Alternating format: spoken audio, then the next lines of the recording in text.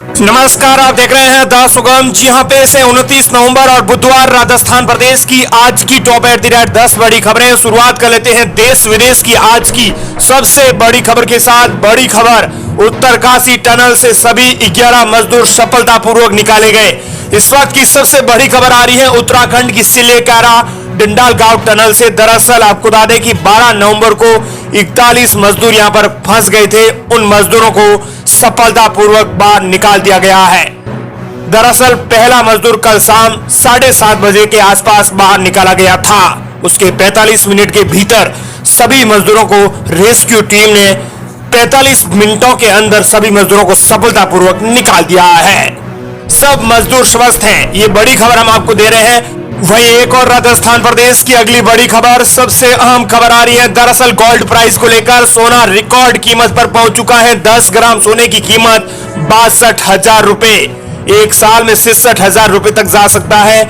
सोना यानी आज 29 नवंबर को ऑल टाइम हाई लेवल पर पहुंच गया है। इंडिया बुलियन एंड ज्वेलर्स के मुताबिक अब सोना 10 ग्राम सोने की जो कीमत है वो 458 रुपए महंगा होकर 61,895 रुपए में बिक रहा है। इससे पहले इसी साल 4 मई को सोना अपने ऑल टाइम हाई पर था, तब भी इसकी कीमत 61,646 रुपए थी। वही बात कर लेते हैं राजस्थान प्रदेश की अगली बड़ी खबर की। बड़ी खबर, जोधपुर कोटा में बारिश ने तोड़े 12 साल का रिकॉर्ड। जयपुर में बारिश और कोहरा, सर्द हवाओं ने बड़ी ठिठुरन, 8 डिग्री तक गिर सकता है तापमान। 2 दिन पहले एक्टिव हुए नया पश्चिमी विक्षोभ के कारण बारिश का एक नया रिकॉर्ड बन गया है। जोधपुर में पिछले 12 साल में इतनी बारिश नवंबर के महीने में नहीं हुई है जितनी रविवार और सोमवार को हुई है। इसी तरह कोटा में भी यही दूसरा मौका है जब 12 साल में नवंबर की सर्वाधिक बारिश हुई है। वहीं आज जयपुर, भरतपुर और संभाग के शेखावटी क्षेत्र के हल्के से मध्यम बारिश का दौर मौसम विभाग ने जताया है। अगले 2 से 3 दिन में दिन के तापमान में भी 4 से 8 डिग्री तक गिरावट हो सकती है। वहीं राजस्थान प्रदेश की बड़ी खबर, भांजे की शादी में भरा 1.31 करोड़ रुपए का मायरा, 21 लाख रुपए कैश, 28 तोला सोना, एक प्लॉट और कार भी दी।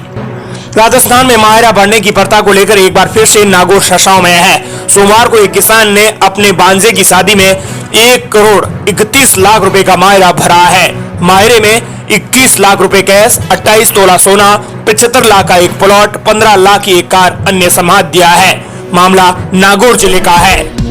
वहीं राजस्थान प्रदेश की अगली बड़ी खबर, किसानों के लिए बड़ी खुशखबरी, इसी महीने में आएगी पीएम किसान निधि की 16वीं किस्त।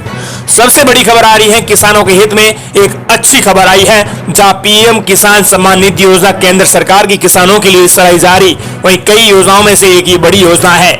इस योजना के तहत किसानों को सालाना 6,000 रुपए दिए जाते हैं। ये राशि हर 4 महीनों के भीतर 3 किस्तों के अंदर 2,000 रुपए करके डीबीटी के माध्यम से दी जाती है। अब तक इस योजना की 15वीं किस्त जारी हो चुकी है और अब बारी है तो 16वीं किस्त की। कब आएगी पीएम किसान निधि की यह 16वीं किस्त? पीएम किसान योजना के अनुसार पहली किस्त अप्रैल जुलाई की 20 आती है, तो दूसरी किस्त अगस्त से नवंबर की 20 आती है। तीसरी किस्त अब दिसंबर और मार्च की 20 में कभी भी जारी की जा सकती है। संभावना है कि फरवरी से मार्च के 20 में कभी भी 16वीं किस्त जारी की जा सकती है। केंद्रीय सूत्रों की माने तो अगली किस्त जारी करने की कोई निश्चित तिथि तो सामने नहीं आई है, लेकिन ये किस्त है वो फरवरी से लेकर मार्च महीने के भीतर कभी भी जारी की जा सकती है। अगर आप लगातार इस किस्त का लाभ उठाना चाहते हैं तो अपनी ई-केवाईसी भी जरूर कंप्लीट करवा लें। वहीं राजस्थान प्रदेश की अगली बड़ी खबर, कोटा में मतदाताओं को फोन कर पूछ रहे हैं किसको दिया है वोट, गुप्त मतदान की उड़ा रहे हैं धज्जियां। विधानसभा चुनाव में वोटिंग के बाद मतदाताओं की चिंता अनजाने फोन कॉल्स बढ़ा रहे हैं, जिन पर वोटर से पूछा जा रहा है कि उन्होंने किस प्रत्याशी को वोट किया है। जागरूक मतदाता इस पूरी तरह से गैर कानूनी मान रहे हैं, क्योंकि मतदान को पूर्ण रूप से गुप्त रखना सभी का कर्तव्य है।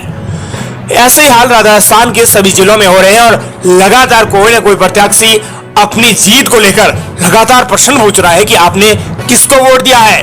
अगर इस भाजपा को वोट दिया है तो 1 दबाए, कांग्रेस को दिया है तो 2 दबाए, निर्दलीय को दिया है तो 3 दबाए। इस तरह के अनसाई कॉल लगातार आ रहे हैं। अब इनके खिलाफ शिकायत की जा रही है। शिकायत मिलने पर तुरंत एक्शन भी होगा। इस पूरे मामले पर उप जिला निर्वाचन अधिकारी ने क्या कहा है ये भी आपको सुन लेना चाहिए। उन्होंने कहा है कि इस तरह से किसी नंबर से कोई फोन आ रहा है तो लोग निश्चित रहें, तुरंत शिकायत करें, हम इस शिकायत की जांच करेंगे।